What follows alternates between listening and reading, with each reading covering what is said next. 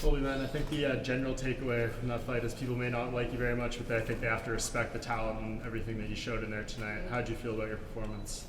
I feel good for taking the whole camp off. I had some adversity I had to face with a cut early in the training camp, so I didn't get to do any sparring, any live wrestling, anything. It was just running all camp and showing up on 4 weeks' notice. So imagine if I could do this to Robbie Lawler, one of the greats of all time, defended the belt 4 times, fight of the years, fight of the evers. So that's what I just did to him. No one's dominated him like that. So I know a lot of nerds around the world are probably spewing tears. So I brought the nerd tears bottle again. You threw the most strikes ever in a UFC fight tonight, 533, landed 100 something. That cardio and pressure just seems to be a real problem for a lot of these guys. Why is that such a key attribute in your game? I've always known since I was a little kid that I just have an extra lung, and my will is unbeatable. There's not a man alive that can keep up with that cardio. I build that cardio in the bedroom, and I keep it here in the UFC octagon. So it was amazing to have the first family front row. They gave me extra motivation, being able to talk to Don Jr., talk to Eric Trump, talk to Kimberly Guilfoyle backstage before I went out. It just gave me that extra push to really go 5 hard rounds and be ready for anything Robbie Lawler threw at me. Sounds like you got a phone call from Donald Trump after. Can you share some insight on what was said? Man, Donald Trump, Mr. President, he tweeted out support for me before the fight, and then after the fight he gave me a call. He just said he appreciates everything I've done. He wants me to come back to the White House and shake his hand again and hang out with him in the Oval Office, and he just appreciated how much I do and the hardworking American. I haven't been given anything. I've had to work and earn everything I have, and I fight for everything. So he appreciated that, and we just talked about this was a landslide, just like it's going to be a landslide in 2020 with the election. And you were up on the desk with Kamaru, security everywhere, holding you guys back. Can you just reflect on that exchange and everything that was said up there with him? Yeah, security held Marty Fake Newsman back, so it looks like he's probably going to be out another year with the injury. So, he's faking injuries, faking narratives. He don't want to fight me, so he saw what I did to a man tonight, Robbie Lawler. Kamaru Usman is nothing but a bitch.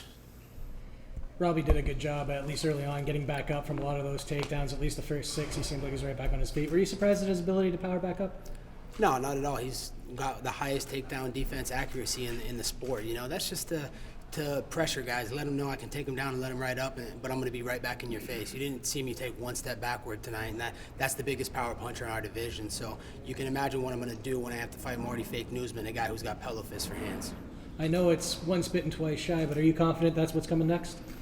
Yeah, it's the only fight to make. I mean, if they make any other fight, it's just a mockery to the sport. It's a mockery to the rankings. If you hate Tom Brady, it doesn't matter. If they win the AFC Championship, they're going to the Super Bowl. So I have one half of the belt. We need to unify this belt. And whether it be in New York, where Mr. President can come right down the road and see it with the first family again, or be in Vegas end of the year, these titles need to get unified. And he's got nowhere to run. He's got nowhere to hide. None of that bullshit in a wheelchair, and then the next day he's jumping guardrails at the Palms trying to get in my face. So he can't fake injuries any longer. How would you see yourself beating him? Walking him right down. He'll be a first-round knockout, Robbie's the most durable guy in our division, so, that's a real man that I fought tonight, and one of the greatest fighters of all time, but he ran into the best welterweight of all time tonight. You made an interesting choice in the walkout music tonight, Kurt Angle's theme song. Yeah. Why that? Were you just playing off the consensus people recommend you? My good buddy Bobby Lashley, I would never walk out to Kurt Angle's music unless he gave me his blessing, and that's exactly what happened. My good buddy Bobby Lashley went to Kurt Angle and said, hey, can Colby use your walkout music for his fight? And he gave me his blessing, and he said, yeah, I would be honored if Colby would use my walkout music. So that's the only reason I use the music. I would never use it and step on Kurt Angle's toes if he didn't give me that blessing. So thank you to Kurt Angle, thank you to Bobby Lashley, and everybody over at the WWE. Is that a one-off, or are we going to hear it back? No, that's probably going to be my walkout song going forward. That's America. That's what the fans want. They were entertained tonight. They love it. They were cheering on. I've never heard Narita that loud, singing, you suck, you suck. So, I walk the walk, and I talk the talk, and I walk the walk. You get heat for a lot of the stuff you say, but in particular that comment you dropped about Matt Hughes in the post-fight interview. Any regrets about going that far, or not really? Not at all. What did I say something that was offensive? The guy's done some pretty crappy stuff. He's got lawsuits against his family, against his brother. So I just said the truth. I'm honest. People, I'm a little bit brutally honest sometimes, and people can't handle this. If people are worried about words, but we go into an octagon to kill each other, don't be so sensitive, snowflakes. And your old buddy John Jones said that Robbie Lawler let everyone down tonight. What do you think about that? I think that's hilarious. Johnny Jones lets the whole world down. He's a continuous screw up. I've always tried to be a lending hand for him. I'm trying to help him out. I want him to learn from his mistakes. He keeps screwing up. So, I want to thank the troops. I want to thank the USS New York who let me on their ship to stay a night. Come here for Fleet Week last time I was here, hang out with the Marines. I've been to Fort Eustis, Langley. I've been to a lot of Army bases. I had an airborne ranger in my corner tonight, Stephen Hodson. So I got to give a lot of love to him.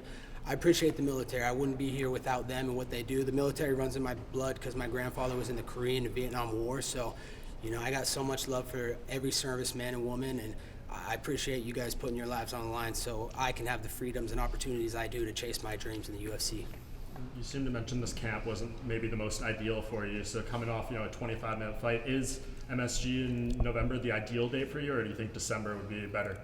We got to get back to camp next week and see how I'm feeling, and see how this cut. I might have to get this cut reopened and get a plastic surgeon to stitch the muscle to the skin. So they did a shitty job when they stitched it up. I took a headbutt in training 3 weeks out, and I took this fight on 4.5 weeks' notice against the guy Robbie Lawler that terrified Tyrone Woodley, that terrified Ben Askren, that didn't want to fight him, and he's already in shape, getting ready for a 5-round fight. And you saw what I did to him tonight. I completely dominated him with no training, no wrestling, no sparring, and that's how you get your most cardio. So I was just relying on my cardio in the bedroom, and you saw what I did tonight, man. There's not a man alive, and especially Marty Fake Newsman. He's getting ran over, and he's going to get melted. Are things cool with you and Robbie now? Yeah, things have always been cool. It's just business, It's nothing personal, man. If you got feelings, I said it all week. He is a UFC champion, but by UFC I mean Ultimate Feelings champion. So if he has a problem with me, I said come settle on the cage, and we saw how that worked out for him. Did you guys speak after the fight? Yeah, we exchanged a couple words. We're cool. What'd you say to him? I just said thanks for the war, man. He's a fucking legend in the sport, but. No hard feelings, it's just business, and I got to do what I got to do, and he's got to do what he's got to do. And at this point, you're for sure getting the next title shot. I mean, what else can you possibly do, right, to solidify that? Yeah, what else could I do, man? I'm the first fighter in the history of the sport to go to the White House and hang out in the Oval Office. That was history made a year ago. I made history again tonight. I'm the first fighter to ever bring the first family front row. So what else I got to do? It was complete domination. No one's ever dominated Robbie Lawler like that in his whole career. So if that doesn't earn a title shot, I don't know what does. Were you nervous entering the fight? Because as you said, you didn't have the best training camp. You had an injury. You also had the Trump family there sitting cage side. It was a big moment, right? A lot at stake, and you weren't in the best conditions. Yeah, it was a lot of pressure on me. The first family was in attendance. Donald Trump, the president of the United States, tweeted me before the fight, and the way the world was on me tonight. I had to carry this card. I'm the one that was in Manhattan all week selling the fight, doing 12 hours of media straight on Tuesday, and then doing 6 hours on Wednesday, and then another 4 hours straight on phone interviews on Thursday. So this was all on my back and all the pressure of the world, and you saw how I performed tonight, and that's with no training. So just wait till I get a full training camp. I'm fully healthy, and it's going to be a whole new Colby Covington. It's going to be Colby Chaos Covington 2.0. How do you beat Usman? Walk him down, man. He's got no power, man. He's never knocked anybody out. He's not a good wrestler. He's a D2 scrub.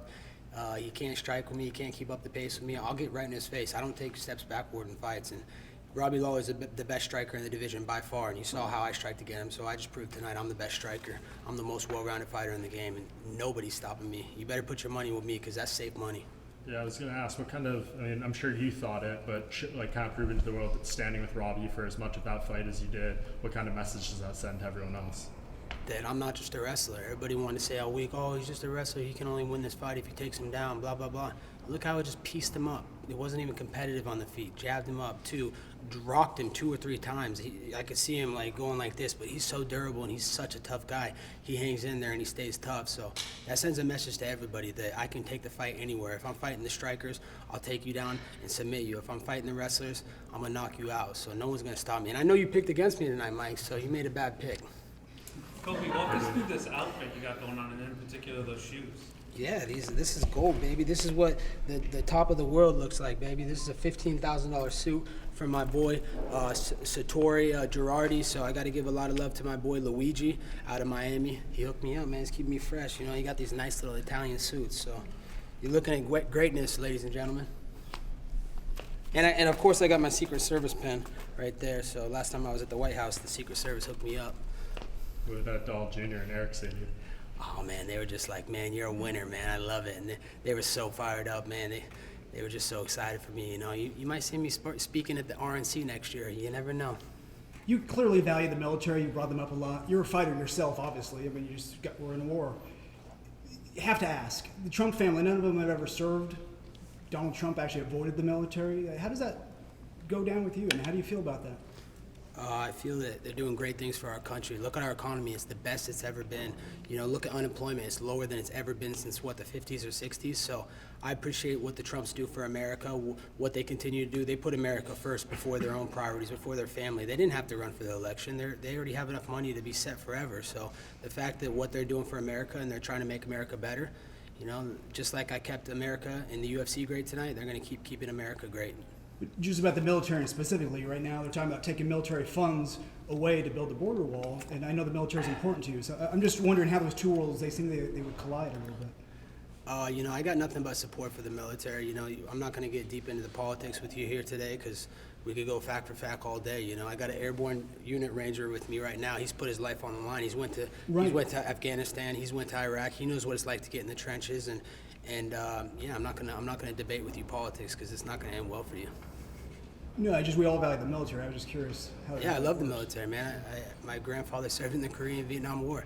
That's all I got to say. We're not going to get into a debate here. This is my post-fight show. I'm a winner. What have you ever won in life? It's not a debate. You brought them up several times. I was just curious how those two worlds mix. Yeah, you're making facts up, man. Don't get the facts. You know, truth is a force of nature. Didn't get an Next answer. question. Okay. How do you celebrate tonight? What are you gonna do tonight? I'm gonna go to Manhattan and celebrate. You know, with all my friends. You know, all my family, and we're gonna live it up. We're gonna do big things. So, you know, get a little early taste. Go look at the Garden tonight and get a feel for that, and feel the energy in Manhattan and Times Square, and then it's back to business next week. Get back to American Top Team. Talk to my agent Dan Lambert, and we'll go to the table and see what's next. You know, and when we're gonna get back in there to retire Marty Fake Newsman. Well, you got a bit of a flair for theatrics entertainment. You like to entertain, obviously. You did the Kurt Angle music tonight. Down the road, when your fighting career is done, is pro wrestling something you would actually go into? Absolutely. You know, that's what I'm looking to go. I'm looking to be the first two-sport world champion in the history. To be a WWE champion, a UFC champion would be a dream come true. And you know, I did my little stint with Impact on TNT, so I'm familiar with the ropes of pro wrestling, and it would be a dream come true to go to WWE and link back up with my teammate Bobby Lashley. He's over there killing it. You know, he's probably going to go stranglehold Brock Lesnar soon. So hopefully I can get over there, do a little tag team with him, and we can get some good angles going. Vince McMahon, give me a call. You know where I'm at. Is this the biggest moment of your career, or would you say maybe winning the interim belt is up there as well?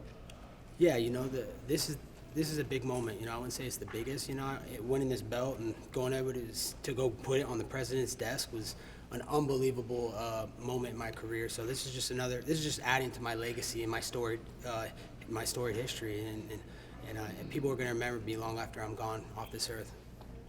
Colby, you have an antagonistic relationship with, I think, the fan base of MMA and with the MMA media at times. Does that get exhausting for you ever? Nah, I enjoy it. I play into it. You know, these people pay their hard-earned money to come here, so we might as well give them a reaction. You know, one way or another, they're enjoying it. You know, if they're hating, you know, they're still enjoying it. They're coming here to vent and get their frustrations out about their shitty jobs. You know, but these are also the same people that cheat on their taxes, cheat on their wives. So why would I care what their opinions are? Is it kind of a Bane situation here? The Batman movie, you know, no one cared who I was until I put on the mask. Is that you with this persona? You know, a little bit, but it's just me being me, you know.